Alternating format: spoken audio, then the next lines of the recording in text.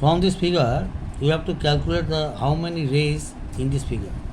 ঠিক আছে, আর in this figure রে কাকে বলে? রে হচ্ছে যে কোনো পয়েন্ট অফ সোর্স একটা আর্ট থাকে যেখান থেকে শুরু হয় রেটা, আর একদিকে ছুটে যায়, ডিরেকশন থাকে। তাহলে এখানে দেখো, আমি যদি ডায়াগোনালি লাইনগুলোকে ধরি, পি থেকে একটা রে ছুটে যাচ্ছে, ও থেকে একটা রে ছুটে যাচ্ছে, আর থেকে একটা আর ও পি লাইনে একটা ছুটে যাচ্ছে, তারপর তিনটে রে এদিকে পেলাম। একে উল্টো দিক থেকে বিচার করো, আর থেকে এদিকে একটা রে ছুটে আসছে, ও থেকে আর হয়ে রেডি ছুটে আসছে, পি ও আর রেডি এদিকে ছুটে আসছে। তার মানে এখানে উল্টো দিক থেকে তিনটে পেলাম। তাহলে মোট কটা হলো? তিনটে প্লাস তিনটে মানে ছটা। একবার এই ডায়াগোনাল তো সেই একইভাবে তিনটে প্লাস তিনটে ছটা পাবো। আর এটা গেল কি না ডায়াগোনাল লাইন থেকে।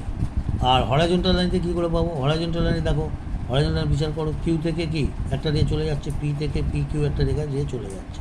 আবার এদিক থেকে বিচার করো, পি থেকে একটা চলে গেলো, কিউ থেকে একটা চলে গেলো। তার মানে এখান থেকে পাচ্ছি হরাইজন্টালকে ধরে চারটে পাচ্ছি।